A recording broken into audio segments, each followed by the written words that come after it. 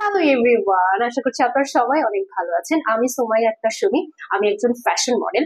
তো আজকে চলে এলাম রেলোমেন্স স্কিন কেয়ার অ্যান্ড ফার্মা, রেলোমেন্স লেজার এস্থেটিক সেন্টার। আমার কিন্তু স্কিনে বিভিন্ন ধরনের প্রবলেম হয় সিন্স আমি একজন মডেল। সো প্রতিদিন অনেক ধরনের মেকআপ এবং সান বিভিন্ন ধরনের সমস্যা কিন্তু প্রতিনিয়ত ফেস করা লাগে। তো আজকে কিন্তু রেলোমেন্সে আপনারা তো জানেন যে রেলোমেন্সের সাথে কিন্তু আমি অনেকদিন ধরে আছি। তো আজকে কিন্তু রেলোমেন্সে আবার চলে এলাম এবং আজকে কিন্তু আপনাদেরকে সরাসরি দেখাবো ডক্টরের সাথে আমার কনসালটেশন এবং আমার কি কি ধরনের কোয়েশ্চেন আছে।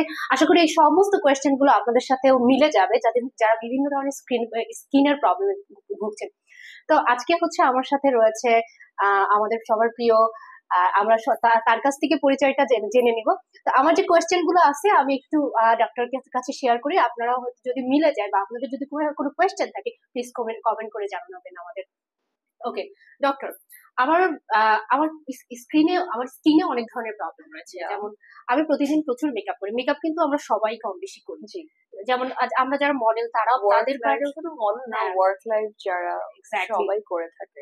হ্যাঁ, তো এখন হচ্ছে যে সারাদিন সকাল থেকে রাত পর্যন্ত মেকআপ লাগানোর পরে বাসায় যখন যাব তখন কি ধরনের স্কিন কেয়ার করলে আমার স্কিনটা ভালো থাকবে? আমার 1 নম্বর কোয়েশ্চেন।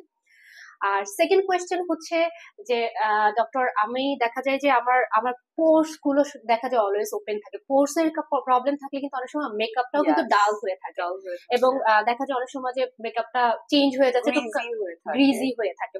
তো এইটার জন্য আর কি করতে পারি একটু যদি আমাকে একটু সাজেস্ট